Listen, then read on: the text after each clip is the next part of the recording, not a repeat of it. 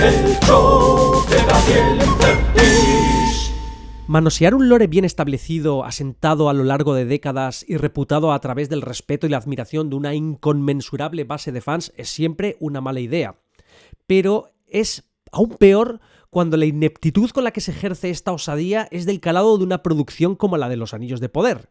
Una de las consecuencias de esta manipulación negligente y tremendamente patosa del material original de Tolkien ha sido la creación de personajes mal construidos hasta el punto de que se sienten tremendamente inútiles o irrelevantes para el devenir de los acontecimientos. Y claro, la única manera de darles en el futuro la relevancia que ahora se nos escapa es mediante la manipulación de estos acontecimientos, lo que emponzoñará el resultado todavía más. Pero vayamos ya al grano para ilustrar mejor a qué me refiero, no sin antes pediros ese like preventivo porque este vídeo ya os digo que os va a molar, sí o sí, y que os suscribáis y activéis la campanita porque se viene mandanga de la buena. Personajes inútiles de los Anillos de Poder, parte 1. Earien. Nadie pidió una hermana para Isildur y Anarion, pero los showrunners McKay y Payne consideraron que hacía falta más presencia femenina en el campo de nabos de los descendientes de Amandil, así que decidieron embutirnos a la pechugona Earien, una estudiante de arquitectura que se pasa la temporada prácticamente mirando sin hacer nada, interpretada por la actriz Emma Horvath. A ver, que sí, que los showrunners han pretendido esforzarse por sugerirnos que tendrá algún papel más relevante en futuras temporadas, pero es que la forma de desarrollar el personaje durante la primera temporada hace que se sienta que podría ser extirpado de la producción sin mayores consecuencias. Veamos por qué. Con 6 minutos y medio de presencia en pantalla en toda la temporada, la verdad es que a esta no literalmente, sino literariamente ilegítima hija de Elendil podrían haberle dado más relevancia si es que su papel aspira a ser más determinante en la trama. En mi opinión, su oposición a los fieles, es decir, a los númenóreanos que apoyan a los elfos, está muy débilmente establecida. No solo no queda muy claro su nivel de oposición, sino que tampoco entendemos sus motivaciones para oponerse a Galadriel y a la misión de apoyo a los sureños, siendo su padre y sus hermanos fieles a los elfos. En el capítulo 3 se nos presenta de forma muy débil y difusa un conato de postura antiélfica de Arien, que tampoco es que quede muy patente una particular antipatía u odio por los elfos. Galadriel, Scourge of the Orcs. Never mind what she's the scourge of. Why is she a Numenor? Queen Regent's raised me to post captain. Keep account of her in the meantime. You brought in an elf, so Miriel promoted you. Luego, en el capítulo 4, la vemos observando el discurso de Pharazôn en la placita del pueblo, pero sin manifestar ningún tipo de opinión. Más adelante, en el capítulo 5, de repente se nos presenta su oposición de forma más clara en esta pequeña conversación con Kemen, pero además con un nivel de dramatismo que parece exigir justificación, dado que pasa de 0 a 100 en un capítulo. There are many who feel as you do. Not enough to sway him yet, but give him the right push. And it must be you. He will listen to you. ¿Qué tiene Earien en particular contra Galadriel o los elfos? ¿Cuál es su motivación, ya no para pedirle, sino para rogarle a Kemen que convenza a su padre para que detenga el apoyo de Númenor a la elfa? ¿De qué manera esperan los showrunners que creamos que aquí hay algo relevante si no se nos pone en contexto la particular actitud de Earien hacia los elfos? Y para más Inri, va y Earien nos ofrece una de esas sentencias cringe con las que está perlada la serie. I speak. His ears close up. So speak louder. So speak louder, louder. Al final del capítulo la vemos observar a su hermano desfilar con el ejército de pijos de Númenor hacia el embarque, con un gesto de patetismo dramático que no solo acentúa la pregunta que nos queda pendiente acerca de la obstinada oposición de Earien a Galadriel, sino que nos hace cuestionarnos por qué los dos hermanos no parecen haber hablado del tema. ¿No se hace extraño que, tras saber Earien que su hermano se apuntaba a la excursión a la Tierra Media, no se haya preocupado la historia por mostrarnos una discusión con Isildur para convencerle de no marcharse? Finalmente, en el capítulo 8, Earien descubre el Palantir, sugiriéndosenos que ahora ella también sabe de la posible destrucción de Númenor, pero a pesar de que el moribundo rey le ha dicho que Númenor caerá si no vuelven a las viejas costumbres, es decir, a recuperar su alianza con los elfos, If the old ways of our people are not soon restored, our island will fall. no queda claro si lo que deducirá Earien de lo que verá en el Palantir es lo contrario, que es el apoyo a los elfos lo que acabará con la isla. Todo es extremadamente vago y confuso. Y como rubricando esta confusión con las motivaciones del personaje, las 2 veces que la vemos dibujando no tiene puto sentido. Y os lo digo como un licenciado en Bellas Artes que se ha tirado muchas horas dibujando del natural con lápiz y carboncillo. En el capítulo 4 la vemos dibujando el portón del palacio este de cartón piedra, pero vemos que el dibujo está hecho desde otra perspectiva. A ver, uno no se pone a copiar del natural algo para plasmarlo desde una perspectiva absolutamente diferente de aquella que está viendo. Pero vamos, por una vez podríamos comprar la idea de que, no sé, está haciendo un extraño ejercicio de perspectiva, intentando dibujar algo en un ángulo diferente al que está viendo, aunque en el fondo sabemos que esto se trata de otro descuido más de producción de los que menudean en la serie, como lo de hacer salir el sol por el oeste. Nuestro ejército amado es tan potente que hace salir el sol por el poniente. Pero es que esta movida vuelve a pasar cuando está haciendo un boceto del moribundo rey Tar Palantir para una escultura funeraria. Vemos que en el dibujo el rostro del rey está escorzado hacia la derecha, sin embargo lo está viendo desde el lado opuesto. Basándonos en su manera de representar los motivos en ambos dibujos, es como si Arien padeciese de una extraña forma de metamorfopsia, un trastorno que consiste en la percepción rotada del campo visual. La rotación puede variar en determinados grados, pudiéndose incluso percibir el campo visual totalmente invertido, como revela el artículo científico de 1998, Metamorfopsia inversa de la visión, características clínicas y anatómicas, de River, Ben-Hur y Steiner. Pero en el mismo artículo se describe lo que sería la metamorfopsia del plano horizontal, que consistiría en precisamente percibir el campo visual como una imagen especular de la realidad, presentándose lo que está a la derecha a la izquierda y viceversa. De hecho, si invertimos en el plano horizontal los motivos que Arien dibuja en ambos casos, veremos que el resultado es más coherente. A ver, podría ser que lo de hacer que Arien padezca de metamorfopsia del plano horizontal le dé más rollo al personaje, pero a otros espectadores lo que más les ha llamado la atención es otra cosa, como leemos en este hilo de Reddit donde nos presentan a Arien in a nutshell, literalmente en una nuez, que es una expresión inglesa que significa en pocas palabras. Allá va. ¡Boom! Pero no os equivoquéis, aunque el hilo es en general poco fino, tiene intercalados algunos buenos puntos sobre el personaje de Arien. Un usuario dice que Arien entra en escena, se queda mirando lo que ocurre, la escena termina. Esto es literalmente el 90% de lo que hizo su personaje. Ni siquiera conocía su nombre hasta este post. Y para mantenerse on topic añade, pero lo que sí que conocía son sus tetas.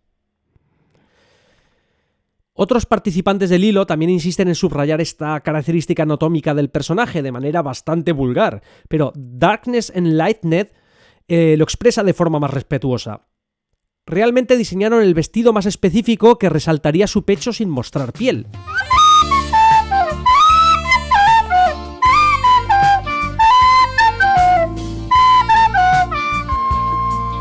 El hilo termina con este comentario de Silva Coer, el cual es un buen punto. Y ahora me cuestiono el gusto de Sauron si estaba dispuesto a seguir a Galadriel a las Tierras del Sur, cuando este personaje estaba justo allí, en Númenor. No sé qué os parecerá a vosotros, pero la construcción de este personaje me parece terriblemente torpe y poco definida. No siento ningún tipo de empatía ni de particular interés o intriga por su futuro rol en los acontecimientos, y solo puedo decir que, incluso a pesar de su breve paso por pantalla en la temporada, se me ha antojado más bien aburrido. Si te vas a inventar un personaje, lo cual ya es peligrosísimo en una franquicia como la del Señor de los Anillos, al menos deberías hacerlo de manera competente. Solo nos queda esperar que un personaje tan mal presentado adquiera algo de relevancia en la segunda temporada. Podemos suponer que, dado que por la razón que sea se opone a los elfos y que presuntamente ha asistido a la visión de la destrucción de Númenor a través del Palantir, su oposición aumentará, por lo cual acabará enfrentándose a su padre y a sus hermanos. Tampoco creemos que el hecho de que Arien sea arquitecta sea casual, lo cual, sumado a su alineación con los llamados Hombres del Rey, la facción mayoritaria númenoriana que se opone a una alianza con los elfos, nos hace suponer que podrá ser la arquitecta detrás del templo de Morgoth que Sauron encargará construir en la ciudad númenoriana de Armanelos, después de que haya embaucado a Ar-Pharazôn para abrazar totalmente la oscuridad. Veamos esta pequeña entrevista a la actriz Emma Horvath, que pone de manifiesto de forma explícita uno de los principales problemas de la producción a la hora de tratar el material original según el espíritu de Tolkien. ¿Por dónde empezaste a prepararte para interpretar a este personaje? ¿Te remitiste a los libros? ¿Eres un poco friki de las películas anteriores? Empecé con el Akalabeth y los apéndices y pasé mucho tiempo con Maxim Baldry y Lloyd Owen porque nuestra tarea esta temporada era más o menos construir una familia creíble. Una familia creíble. ¿Creíble para quién? Para los seguidores de Tolkien, porque lo creíble en un mundo y un lore bien establecidos sería haber respetado la configuración familiar original que escribió Tolkien con papeles bien definidos para sus miembros en los acontecimientos narrados. Por otra parte, poniendo a un lado el mayor o menor acierto con el casting a la hora de transmitir la credibilidad de esta familia, insistimos en poner el acento en la falta de profundidad con la que la serie aborda la discrepancia política entre Aryen y su familia. No se nos cuenta nada en absoluto acerca de las motivaciones de Aryen y eso que ha habido posibilidades para ello. Una buena manera de hacerlo habría sido potenciando la ambición de Aryen por ser una arquitecta de élite, para lo cual debería lamer culos de cierto sector público, por lo cual acabaría oponiéndose políticamente a su padre y a sus hermanos. En esta otra entrevista, Emma Horvath es preguntada acerca de qué es lo que a los espectadores les gustará de Aryen. Creo que les va a encantar ver el gran cisma político que ocurre en Númenor relatado dentro de una familia. Yo, ya sabes, he visto diferencias políticas dividir familias en la vida real y creo que es algo con lo que mucha gente se sentirá identificada. Joder, genial, pero ¿dónde vemos realmente esa oposición política entre Eärien y su familia en la serie? ¿Dónde vemos realmente enfrentarse o discutir por sus diferencias a Eärien con Elendil o Isildur? Porque igual esto es como se imaginaban los showrunners que se vería este aporte que nadie pidió al lore de Tolkien. Y así es como realmente les ha quedado. ¿Alguien de verdad notó claramente a la primera que Eärien es una leal a los hombres del rey enfrentada políticamente a su padre y sus hermanos? Porque yo no. Pero volvamos a la primera entrevista y agarraos porque vienen curvas. Esas no, pardillos. Se siente como, ya sabes, estar perdido en otro mundo es algo que todo el mundo necesita en este momento, pero también hay una gran cantidad de matices y mensajes increíbles en los escritos de Tolkien, así que, ya sabes, parece muy oportuno que una serie como esta salga ahora. Sí, también hay tonos de gris en ella, lo que es realmente genial. Creo que es muy fácil caer en el blanco y negro con historias sobre el poder y el bien contra el mal, y esta es refrescantemente gris. ¿Refrescantemente gris? ¿Como Gandalf el gris? A ver... Pero esta gente todavía no se ha enterado de que una de las señas de identidad del universo que creó Tolkien es que no juega precisamente con el relativismo moral. Ciertamente, el mundo de Tolkien está perlado de personajes que evolucionan o involucionan moralmente, pero la inmanencia de una concepción de la verdad e incluso de una verdad moral es innegable. Para Tolkien hay un bien y un mal objetivos, lo cual de nuevo no implica que algunos de sus personajes oscilen entre ambos extremos, y en no pocas ocasiones nos topemos con historias de personajes que se corrompen y otros que se redimen.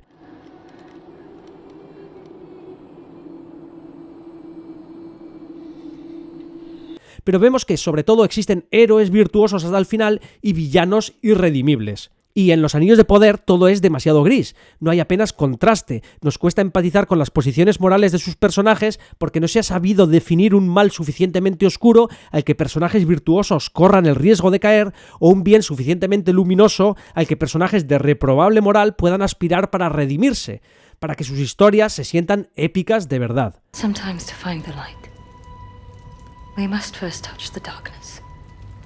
What the fuck?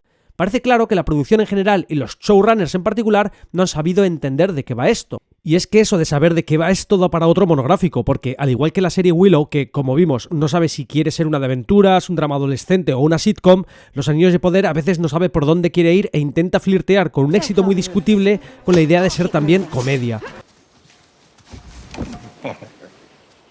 Será hijo de puta. De hecho, la mismísima Eärien coprotagoniza junto a su hermano Isildur un simulacro de sketch humorístico que a muchos nos pasó desapercibido en su momento, un conato de momento de humor tan mal resuelto que solo produce vergüenza ajena. Atención.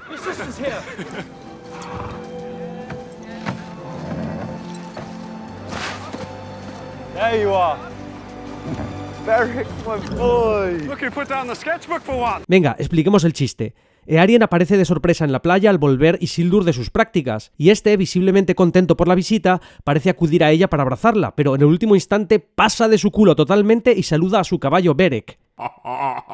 ¡Qué gracioso! El chiste prácticamente pasa desapercibido por una torpe edición y dirección. Falta un contraplano de Eärien avanzando con los brazos abiertos hacia Isildur y, por supuesto, falta un primer plano de la reacción de Eärien después de que su hermano pase de ella y salude a Beric en su lugar.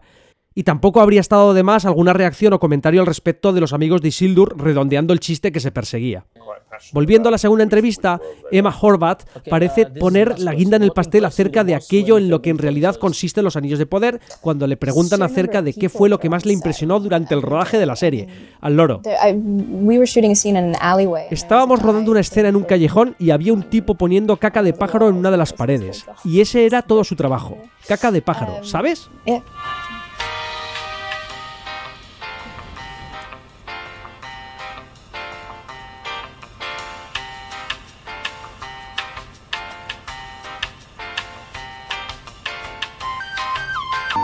Kemen. Aunque parezca increíble, el pijo de la túnica es todavía más irrelevante para la trama que Eärien. Hijo inventado del canciller Pharazôn, su paso por la temporada realmente no tiene el más mínimo impacto ni relevancia. Si a Eärien se le concedieron 6 minutazos y medio de tiempo de pantalla, a Kemen le otorgan apenas 5. Desde luego queda patente desde esta conversación con su papá que es de la facción que no simpatiza con los elfos. What makes you think Miriel's mind and my own are not as one in this? Because my father would sooner die than take orders from an elf. Para parar la excursión del ejército de pijos a la escaramuza de las tierras del sur, decide tomar cartas en el asunto por sus propios medios, cometiendo un atentado que, en la práctica, no tiene ningún efecto sobre la trama. No solo su atentado no impide que la miniflota númenoriana se haga a la mar sin retrasos, sino que no hay nada que sustente la idea de que el resultado de la misión hubiese sido diferente si el atentado no se hubiese cometido. Todo el asunto de Kemen en la primera temporada es perfectamente extirpable sin que afecte en lo más mínimo a la lógica del resto de la trama. Esto es quizá uno de los fails más gordos que se pueden cometer a la hora de elaborar un fanfiction, inventarse personajes olvidables cuyas acciones no significan nada y que no tienen consecuencias. Todo lo que se nos muestra de este personaje es puro relleno. De alguna manera intuimos que los showrunners nos querían contar acerca de un movimiento de oposición al apoyo de Númenor a Galadriel, pero solo vemos unos cuantos ciudadanos chaqueteros que vitorean a quien haga falta si después hay copas gratis. Drinks all round! Y a Kemen. ¿Cómo es posible que los llamados hombres del rey, los opositores a los elfos, siendo como son una inmensa mayoría en Númenor, no parezcan estar organizados de forma alguna y todo lo que se nos muestre de esa oposición práctica no sea más que la acción de un lobo solitario, una acción que, como hemos visto, no tiene la más mínima consecuencia real en los acontecimientos? ¡Qué gran oportunidad perdida para profundizar en esa brecha ideológica entre fieles y hombres del rey! La serie, en su línea de reducir la escala de todo a su mínima expresión, atentando contra los principios de la épica, es incapaz de mostrarnos una disidencia real y efectiva al apoyo de la reina regente a Galadriel, y todo lo que alcanza a mostrarnos son los torpes traspiés del pijo de la túnica que en realidad no hace nada en absoluto. En la misma línea, si parece que la disidencia fáctica de los hombres del rey se reduce a Kemen, que no tiene ni un simple colega para conspirar contra el apoyo de Miriel a Elfa Alfa de los Noldor, también parece que el conjunto de los fieles se reduce a Elendil e Isildur. Hasta en esto la serie ha ido por la mínima, y eso que no se necesitan muchos recursos para elaborar una buena intriga palaciega. Patético. Además, Kemen coprotagoniza junto a Isildur y Elendil una de las escenas más vergonzosas y poco creíbles de la temporada.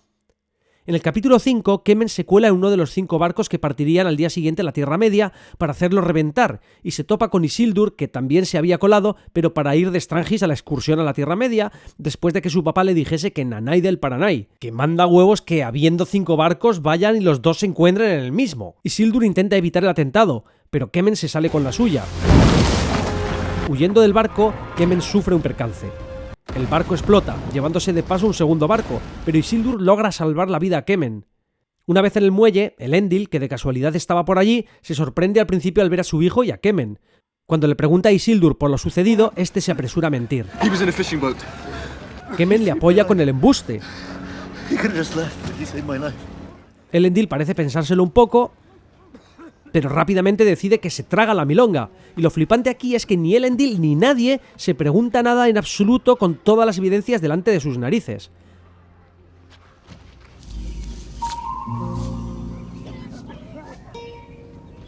What the fuck is this piece of shit? Veámoslo un poco más de cerca porque este es uno de los pasajes peor escritos y ejecutados de toda la temporada, de una infantilidad pasmosa. Por un lado, Elendil parece asumir con naturalidad que Kemen, hijo del mismo canciller de Númenor, estuviese en un barco pesquero por la noche en el puerto junto a los barcos que debían partir a la Tierra Media. Como expresa Elendil al mismo canciller unos instantes después, sospecha que se trata de un atentado, pero no sabe quién es el perpetrador, a pesar de que, al poco de la explosión, habían aparecido su hijo y el del canciller misteriosamente de las aguas.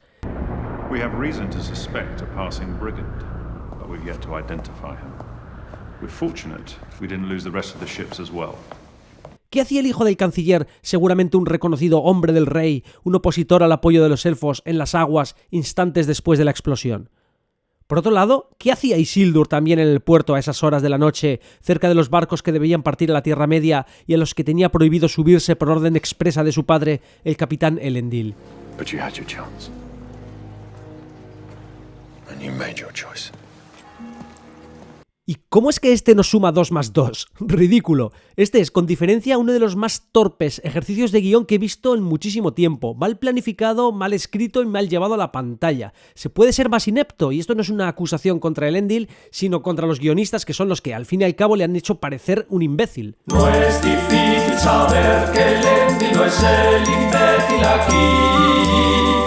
En otro orden de cosas, el actor de Kemen, Leon Wadham, me parece una elección de casting horrible, o quizás sea la caracterización que le han dado, especialmente por su peinado.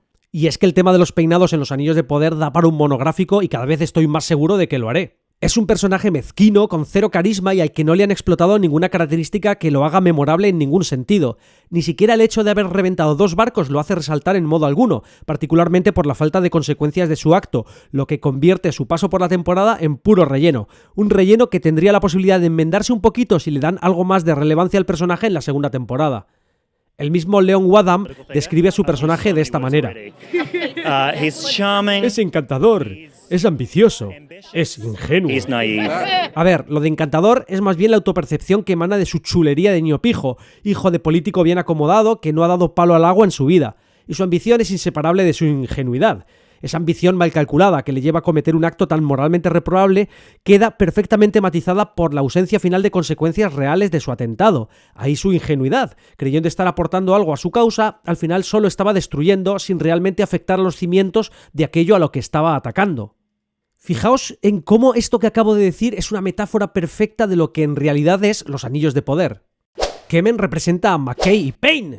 El atentado contra la flota númenoreana representa el atentado que los showrunners cometen contra el legado de Tolkien, que en su ingenuidad, la misma ingenuidad de Kemen, no solo se perciben como importantes e influyentes, sino que creen que su acto, manosear la obra de Tolkien como si fuera tal cual Cecilia Jiménez Zueco restaurando el Ecce Homo de Borja, aporta algo al universo del Señor de los Anillos, cuando en realidad incurre en un acto moralmente reprobable que, a fin de cuentas, es perfectamente olvidable y no hace tambalear lo más mínimo los cimientos del legado del autor inglés. Podríamos extirpar los Anillos de Poder del repertorio de aportes culturales al legado de Tolkien y no perderíamos nada, de la misma forma que podríamos extirpar a Kemen de la serie sin que hubiese pérdida alguna. Es más, en ambos casos creemos que habría incluso ganancias. Pues ahí lo tenéis, el periplo de Kemen por los Anillos de Poder no es más que un lapsus freudiano. Sí, amigos, un lapsus freudiano de sus creadores poniendo en evidencia, sin pretenderlo, su ingenua ambición destructiva disfrazada de retórica sobre su falso respeto a la obra de Tolkien. Pero veamos cómo responde Leon Wadham a esta pregunta que tiene mucho que ver con esto del respeto a Tolkien. ¿Qué responsabilidad sientes hacia los fans al presentar un nuevo personaje y cuál fue tu punto de investigación para él? O sea, es un personaje nuevo, no está en el lore, pero Pharazôn, su padre, sí, y hay mucho sobre Númenor en el lore, así que tuve algunos puntos de apoyo y luego, bueno, mucho espacio para soñar en torno a eso. Tengo una gran responsabilidad, pero la serie la han hecho los fans. No pensamos en esto como fans allá, sino aquí. A JD y Patrick les encanta esto y a todos los que trabajan con ellos también, así que pensamos que somos fans e intentamos crear algo para todos. Como vemos, nadie dentro de la producción parece tener objeciones con la legitimidad de manosear el lore e introducir personajes no canónicos, personajes que parecen pasearse por la pantalla sin nada relevante que hacer. Nos ofrecen esto al mismo tiempo que se autoperciben como fans de Tolkien. Pero atención, que a McKay tampoco se le caen los anillos por reconocer lo que hay en realidad detrás de los Anillos de Poder. Enfrentarse a una empresa de esta envergadura, ¿qué fue lo que os impulsó a cometer la locura de hacerlo? Pura ignorancia, absoluta estupidez e insensatez desenfrenada. ¡Ey, que no lo digo yo, que son palabras de McKay! Notad además el nivel de delirio y de arrogancia que hay que tener para decir que esta historia que han hecho es de Tolkien. Atención. De alguna manera no diría que sea nuestra historia, ¿sabes? Es de Tolkien y nos sentimos muy afortunados de haber llegado a un punto en nuestras vidas, en nuestras carreras, en el que cuando miramos a los libros decimos, obviamente esa era la historia y entonces nuestro trabajo ha sido algo así como dirigirla siguiendo el rollo. Básicamente lo que McKay está afirmando es que la historia de los Anillos de Poder está implícita en los textos de Tolkien. A ver, yo no veo de qué forma este delirio podría interpretarse de forma diferente a que estos pájaros de verdad se creen que están a la altura del escritor británico. En su visión megalomaníaca, inventarse personajes y embutirlos en la narrativa no solo es una buena idea, sino que de alguna manera es como si Tolkien se hubiese olvidado de hacer explícitas sus historias, para lo cual McKay y Payne llegaron al rescate. Bueno, gente, hasta aquí el vídeo de hoy. Pronto sacaré la segunda parte de personajes inútiles de los Anillos de Poder, porque hay más y lo sabéis. Bueno, dejadme ese like si os ha gustado el vídeo, suscribiros al canal, a ver si por favor llegamos ya rápido a los 20.000, que tengo ganas de sacar un tema. Activar la campanita para recibir las notificaciones puntuales de mis nuevas publicaciones. Y bueno, uniros al canal también si me queréis apoyar a otro nivel. Podéis seguirme en estas redes sociales. Y ¡hasta pronto! ¡Chao! El show de